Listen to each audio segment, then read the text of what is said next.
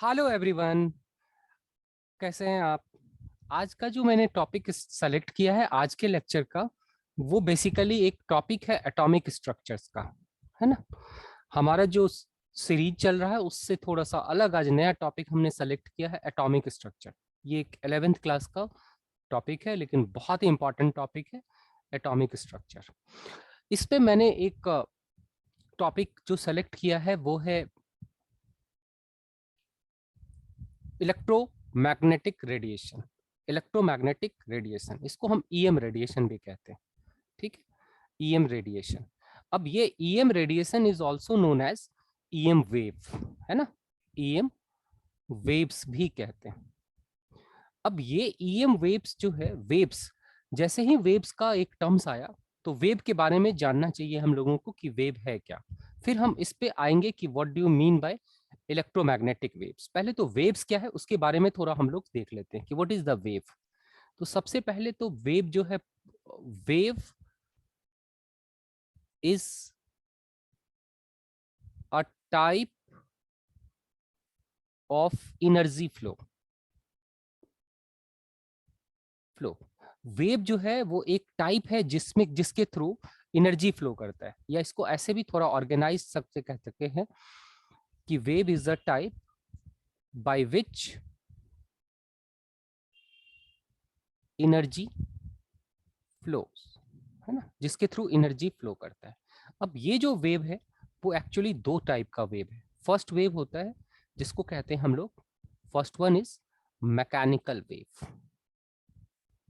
Mechanical wave, है ना।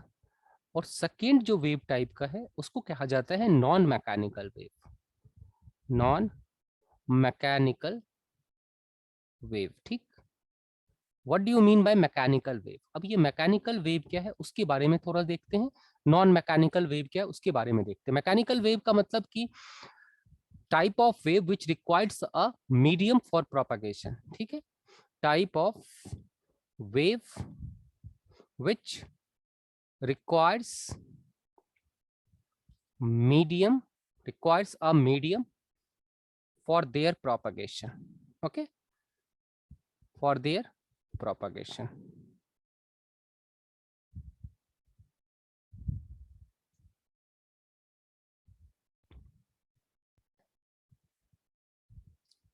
Non mechanical wave किसे बोला जाता है कि विच does not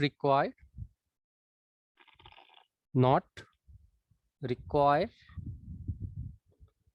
any medium for their propagation,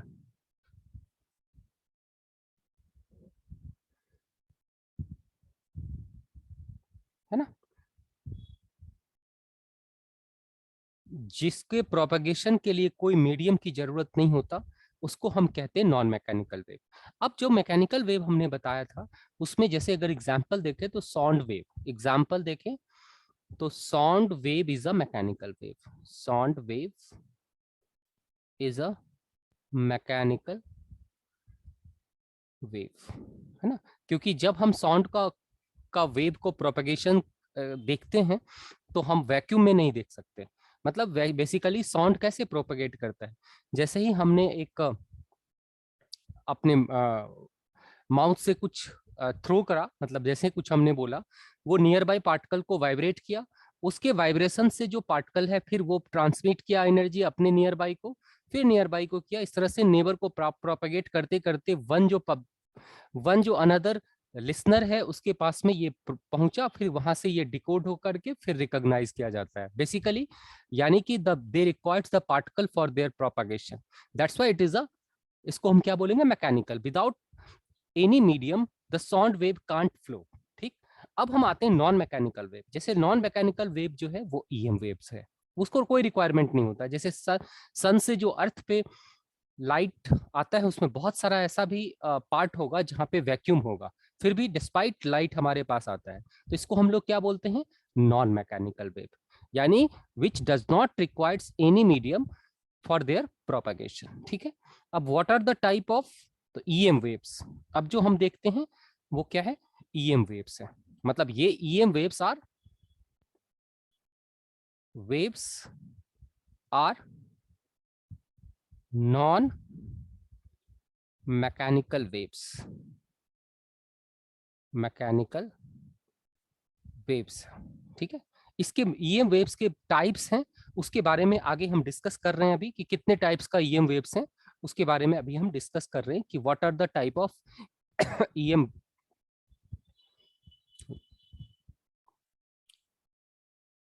कितने टाइप का ईएम वेव्स है उसके बारे में हम लोग डिस्कस करेंगे। उससे पहले कुछ टर्म्स देख लेते हैं जो टर्म्स रिक्वायर्ड होता है फॉर द वेव, मतलब जब हम वेव पढ़ेंगे तो वो टर्म्स जैसे वेवलेंथ है, फ्रीक्वेंसी है, टाइम पीरियड है, वो सारे टर्म्स के बारे में एक बार रिव्यू कर लेते हैं कि व्हाट आर द टर्म्स, क्या क्या है, उसको हम लोग सीख लेते हैं। तो जैसे सबसे पहला आपने बार बार सुना होगा कि एक होता है wavelength, wavelength of the wave, wavelength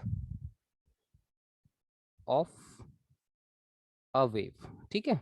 wave का वेवलेंथ क्या है, तो ये होता है द डिस्टेंस बिटवीन, जैसा आप लोग बहुत लोग जानते होंगे, distance between between two nearest nearest crest और नियरेस्ट ट्रफ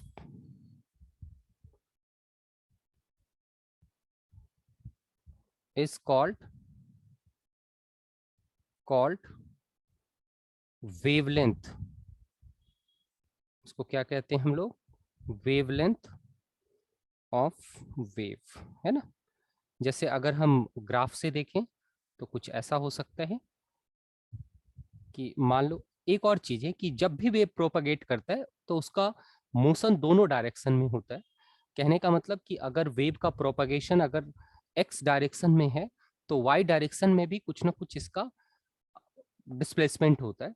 तो y का जो डिस्प्लेसमेंट है उसको हम कहते हैं, आगे हम डिस्कस करते हैं, एम्पलीट्यूड है ये, इसको एम्पलीट्यूड कहते हैं। और ये x के डायरेक्शन का जो मोशन है उसी का टर्म्स है वेवलेंथ। जैसे this is called trough, crest, तो इसके बीच का जो दो डिस्टेंस है उसको हम लोग कहते हैं वेवलेंथ, दिस इज वेवलेंथ। और ये इसको रिप्रेजेंट करते हैं किससे, लैम्डा से, लैम्डा का है वेवलेंथ रिप्रेजेंटेशन, वेवलेंथ, ठीक है।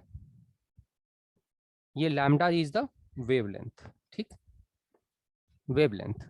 उसके बाद ये नियर बाय ये ट्रफ है, उसके बीच का जो डिस्टेंस है उसको भी हम लोग क्या कहते हैं, लैम्डा कहते हैं, ठीक है। अब अगला जो टर्म आया उसको हम लोग बोलेंगे, next term is frequency, frequency. तो फ्रीक्वेंसी क्या होगा, it is defined as, it is defined as number of waves which passes through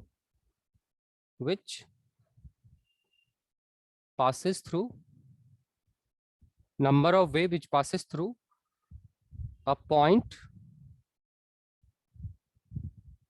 per second in 1 second, 1 second is called frequency। इसको सिंपल भाषा में ऐसा भी बोलेंगे कि नंबर ऑफ ऑसिलेशंस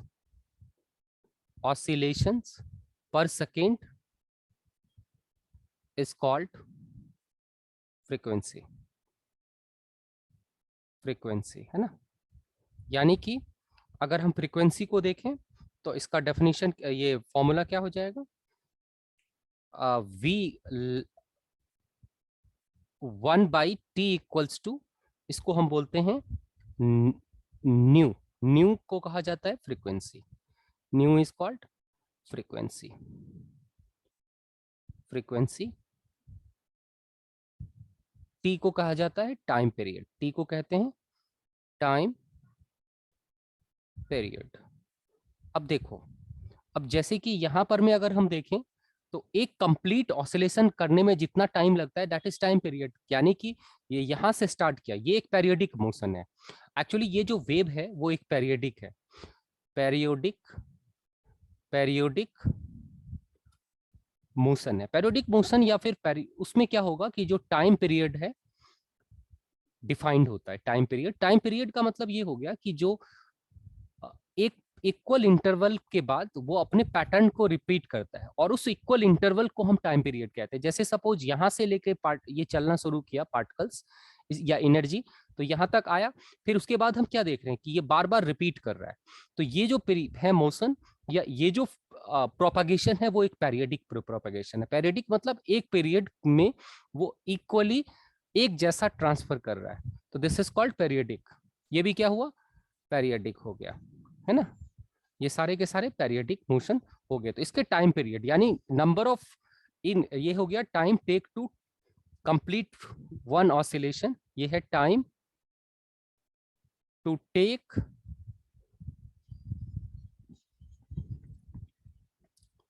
या time to complete one oscillation, complete one oscillation, उसी को कहते हैं टाइम, इसको टी से डिनोट करते हैं। तो ये जो फ्रीक्वेंसी होगा वो 1/t कहते हैं, ठीक है, ये 1/t कहते हैं। अब देखो, अब रिलेशन बिटवीन स्पीड, एक और चीज की स्पीड, स्पीड ऑफ वेव। तो स्पीड ऑफ द वेव अगर हम कहते हैं या वेलोसिटी,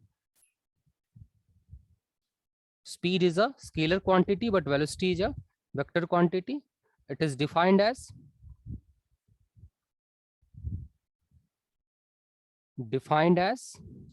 क्या डिफाइंड करता है, distance covered, distance covered in 1 second, in 1 second by a wave is called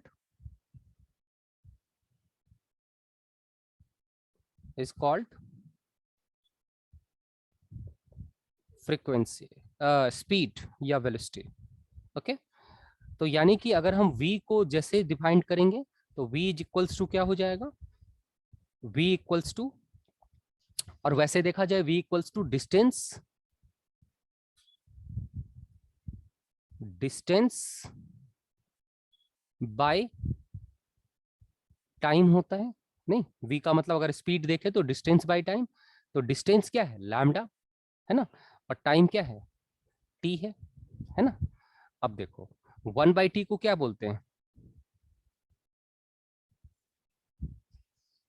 1/t को हम लोग बोलते हैं न्यू, तो ये हो गया न्यू, ठीक। तो यानी v equals to lambda into nu. बहुत बार इसको ऐसा भी लिखता है v equals to n lambda, और n जो है वो क्या कहलाता है, फ्रीक्वेंसी। इसको फ्रीक्वेंसी को n से भी डिनोट करते हैं। दिस इज, आपने देखा v equals to n lambda पढ़ा होगा। तो ये फ्रीक्वेंसी है, यानी कि स्पीड भी हम लोगों ने देख लिया, और वेलोसिटी भी देख लिया, टाइम पीरियड भी देख लिया, और वेवलेंथ भी देख लिया, ठीक है। एम्पलीट्यूड क्या होगा, मैक्सिमम वर्टिकल डिस्प्लेसमेंट, एम्पलीट्यूड क्या हो गया, मैक्सिमम वर्टिकल डिस्प्लेसमेंट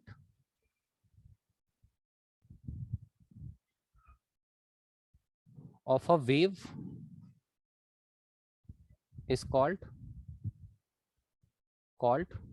एम्पलीट्यूड, ठीक है, एम्पलीट्यूड। अब हम आते हैं ईएम वेव्स पे। अब हम आते हैं जो ईएम वेव्स था उसके, ये सारे टर्म्स था जिसके बारे में हम लोगों ने देखा। ईएम वेव्स के बारे में देखते हैं, ठीक है। ईएम वेव्स क्या है, तो ईएम वेव्स है, जैसा कि मैंने बताया था कि these are energies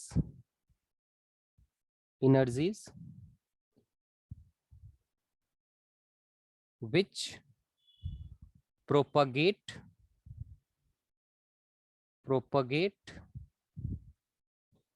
through any medium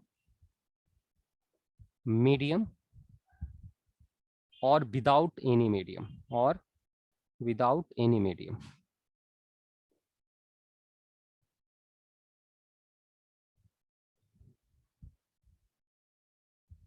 किसी मीडियम या विदाउट एनी मीडियम के थ्रू ये प्रोपागेट करेगा। ठीक है, अब यहां पर में देखा जाए तो ये जो ईएम वेव्स हैं वो इसके टाइप्स क्या क्या हैं, types of EM waves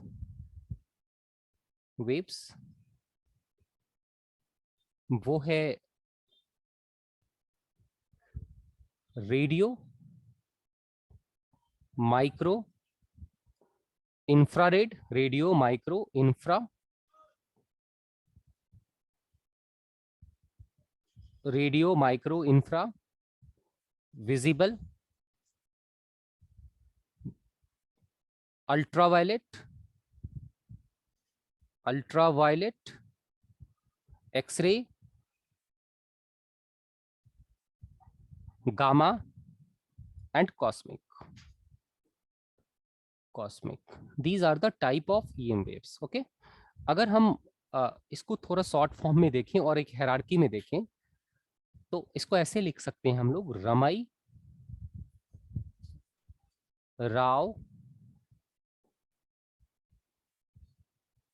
comes from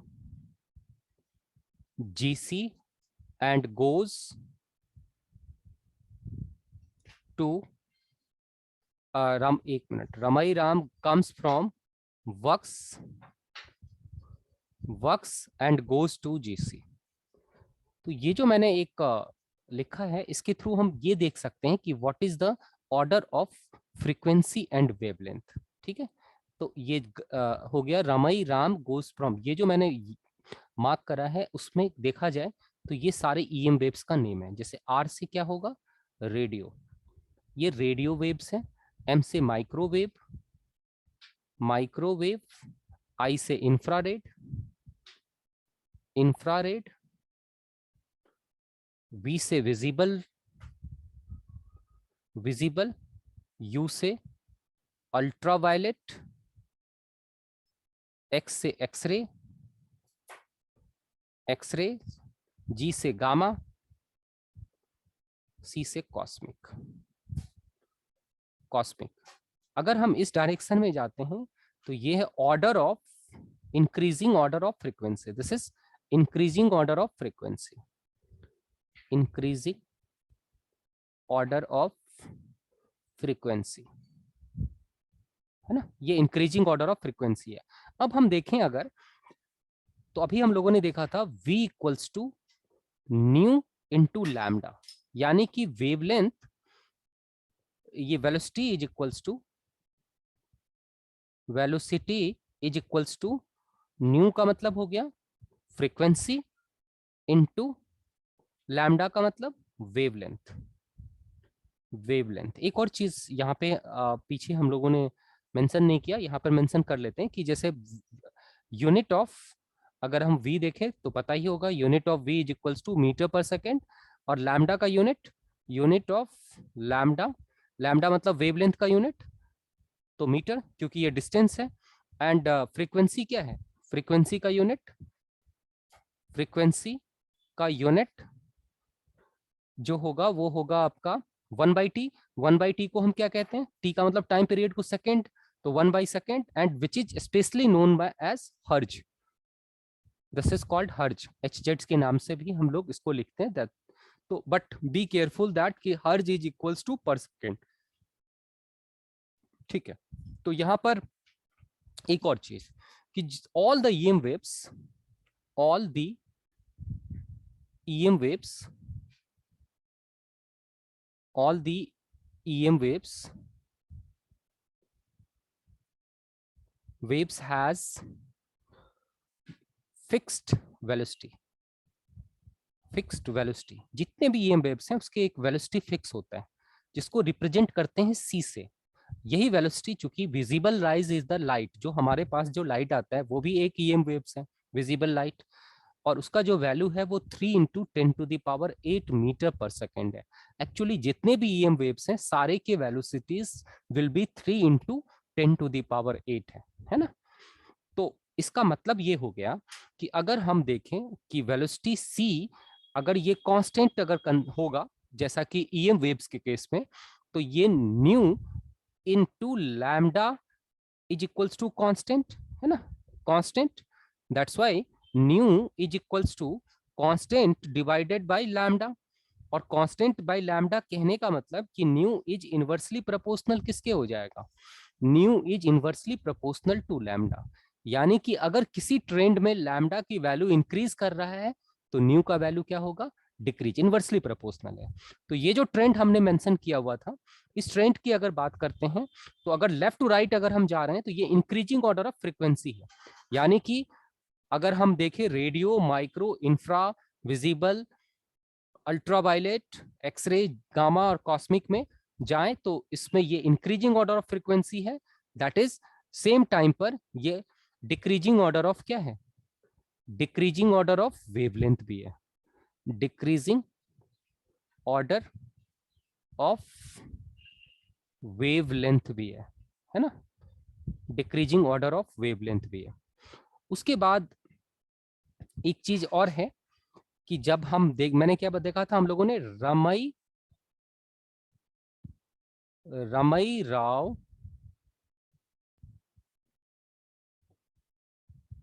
comes from Wux and goes to GC and goes to GC, ये देखा था ना। इसमें एक टर्म्स और आ गया जैसे कि V फॉर विजिबल, जो हमारा व्हाइट लाइट है इज द विजिबल लाइट। और इस विजिबल लाइट में जो पार्ट है वो वेवग्योर होता है, VIBGY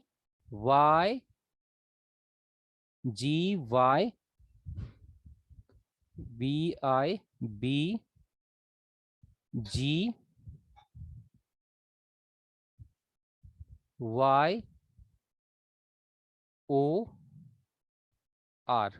ठीक है, VIBGYOR, this is called वेवग्योर।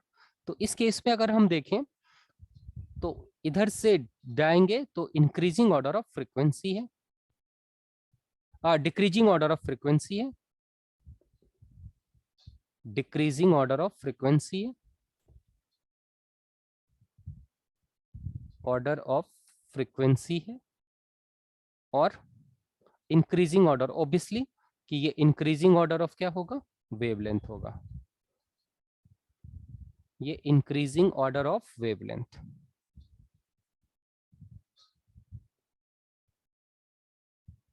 Wavelength है ना, ठीक है। तो ये था हमारा वेवग्योर के बारे में हम लोगों ने देखा, VIBGYOR, डिक्रीजिंग। और नॉर्मल ट्रेंड के हिसाब से ये क्या था, नॉर्मल ट्रेंड के हिसाब से अगर हम GC है, VUX है, राव, अगर हम इस डायरेक्शन में जाते हैं तो ये है इंक्रीजिंग ऑर्डर ऑफ वेवलेंथ, है ना, वेवलेंथ, ठीक है, ये हो गया। तो इसके बेसिस पर हम लोगों का कुछ क्वेश्चंस भी आते हैं कि what is the name of EM waves which is having the maximum frequency या wavelength, then we can answer Ramai Rao goes from Wux to Wux and come to Ramai Ram comes from Wux and goes to GC, ठीक है, ये हो जाएगा। अब एक चीज और हम डिस्कस कर लेते हैं, जैसे EM waves है। EM waves का जो टाइप है वो दो टाइप्स का वेव होता है, दो टाइप्स के नेचर हैं एक्चुअली, एग्जैक्टली बोला जाए EM वेव्स या EM रेडिएशन, अगर हम बोले रेडिएशन, तो इसके दो तरह के नेचर हैं, एक वेव नेचर और दूसरा है पार्टिकल नेचर, है ना। तो वेव नेचर का और पार्टिकल नेचर में बेसिक जो डिफरेंस है वो ये है कि it is the continuous flow of energy, continuous flow of energy, जबकि पार्टिकल नेचर में क्या है, it is discrete, it is discontinuous continuous और discrete flow of energy, discrete flow of energy. ठीक है, मतलब अगर व्हाइट लाइट मान लो सपोज इस तरह से मूव कर रहा है, जो मैंने पीछे बनाया था, दिस इज द वेव, यानी कि ये wave nature of the EM है।